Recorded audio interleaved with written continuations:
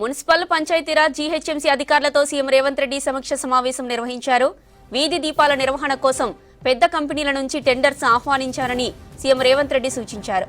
వీధి దీపాలకు సోలార్ పవర్ను వినియోగించడం పైన సాధ్యాలను పరిశీలించాలని చెప్పారు. ఐఐటీ లాంటి సంస్థలతో థర్డ్ పార్టీ ఆడిట్ చేయించాలని చెప్పారు. రాష్ట్రంలోని అన్ని వీధి దీపాలను కమాండ్ సెంటర్తో అనుసంధానించాలన్నారు రేవంత్ రెడ్డి. ఏఐతో ఎప్పటికప్పుడు విశ్లేషణ చేయాలన్నారు. రాష్ట్రమంతటా ఎల్ఈడీ వీధి దీపాలపై పక్కాగా పర్యవేక్షణ ఉండాలని ముఖ్యమంత్రి రేవంత్ రెడ్డి అధికారులను ఆదేశించారు.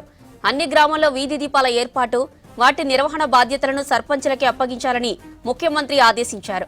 గ్రామాల్లో అవసరమైనన్ని కొత్త ఎల్ఈడీ లైట్లను అమర్చడంతో పాటు వాటిని సమర్థంగా నిర్వహించే నిర్వహణ అధికారం గ్రామ పంచాయతీల పరిధిలోనే ఉండాలని స్పష్టం చేశారు సీఎం. గ్రామాల్లో ఇప్పటికే అందుబాటులో ఉన్న ఎల్ఈడీ లైట్లు వెలుగుతున్నాయా లేదా, కొత్తగా ఎన్ని అవసరం ఉన్నాయో పక్కాగా అంచనా వేయాలని, ప్రతి పోల్ సర్వే చేయాలని పంచాయతీరాజ్ శాఖ అధికారులను ఆదేశించారు.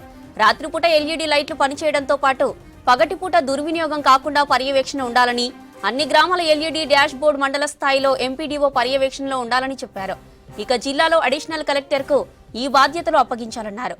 రాష్ట్రంలోని అన్ని గ్రామాల పరిధిలో 16.16 లక్షల ఎల్ఈడీ లైట్లున్నాయని, వరంగల్, నల్గొండ, జనగాం, నారాయణపేట జిల్లాల్లో ఎల్ఈడీ లైట్ల కాంట్రాక్టు ఏజెన్సీ ఆధ్వర్యంలో ఉందని అధికారులు సీఎంకు వివరించారు.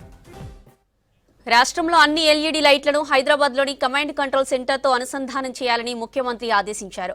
జీహెచ్ఎంసీ పరిధిలో 5.50 లక్షల ఎల్ఈడీ లైట్లున్నాయని, ఓఆర్ఆర్ లోపలున్న కోర్ అర్బన్ సిటీని కూడా కలిపితే మొత్తం 7.50 లక్షల లైట్లు అవసరమవుతాయని మున్సిపల్ శాఖ సీఎంకు నివేదించింది.